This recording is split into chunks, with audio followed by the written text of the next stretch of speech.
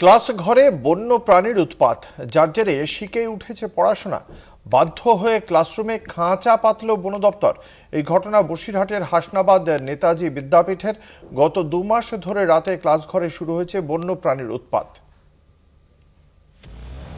রাতের অন্ধকারে শুরু হয়েছে উৎপাত। সকাল হতেই দেখা যায় ক্লাসরুমের ভেতরে ছড়িয়ে রয়েছে বন্য প্রাণীর মলমূত্র। গোটা ক্লাসঘর সর্বত্র নোংরা। গত 2 মাস ধরে এমনই অবস্থা। বাধ্য হয়ে খবর দেওয়া হয় বন দপ্তরে। অভিযোগ পেয়ে ক্লাস ঘরে খাঁচা পেতে গেল বন দপ্তর। আমাদের স্কুলে কয়েকদিন ধরে একটা প্রাণী আসছে এবং সে আমাদের ক্লাসরুমটা নোংরা করছে আর আমাদের পড়াশোনার অসুবিধা হচ্ছে। প্রাণীটা পরিষ্কার করা হচ্ছে, তাও প্রতিদিন এসে নোংরা করে যাচ্ছে।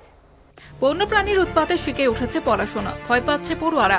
স্কুলের সামনে দেওয়ালে একটি গর্ত করেছে প্রাণীটি। এই ছবি বসিরহাট মহকুমার হাসনাবাদ নেতাজি বিদ্যাপীঠের। হেডমাস্টার মশাই যখন এই সমস্যা নিয়ে বলেন, তখন উনি আমাকে একটু সাজেস্ট করেছিলেন যে একটু বন দপ্তরের সাথে যদি যোগাযোগ করা যায়। তো বন দপ্তরের বসিরহাট সাব ডিভিশনের যে ফরেস্ট অফিসিয়াল আছে সুজয় হালদার, ওনার সাথে আমি যোগাযোগ করি ফোনে।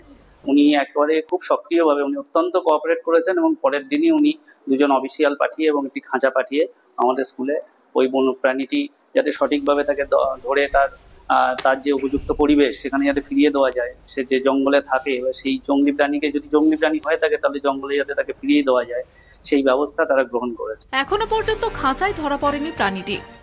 হচ্ছে বিদ্যালয়ের নিচে যেসব ঘরগুলো আছে, বিশেষ করে সেই সব ঘরগুলোর মধ্যে উৎপাতটা বেশি করছে। তারা রাত্রে আসছে, আসার পরে পটি করে থুয়ে চলে যাচ্ছে। তার থেকে আমরা অনুমান করছি যে যেমন কথাটা কুকুর ঢুকলে কুকুরের পটির সঙ্গে পটির অনেকটা পার্থক্য আছে। তাতে বোঝা যাচ্ছে এটা কুকুর না, অন্য কোনো বন্য প্রাণী এখানে প্রবেশ করছে। কি হতে পারে? এটা আমাদের যে বন দপ্তরের সাথেও আমাদের কথা হয়েছে, তাতে মনে হচ্ছে সোরেল জাতীয়, অর্থাৎ যেটা গন্ধককুল বলি আমরা, ওই জাতীয় কোনো প্রাণী হয়তো প্রতিদিন আসছে। এবং বন দপ্তরে আমরা খবর দিয়েছিলাম এবং বন দপ্তর থেকে আমাদেরকে একটা খাঁচাও দিয়ে গেছে। সেখানে আমরা খাঁচাটা রেখেছি, এই 2-3 দিন হলো।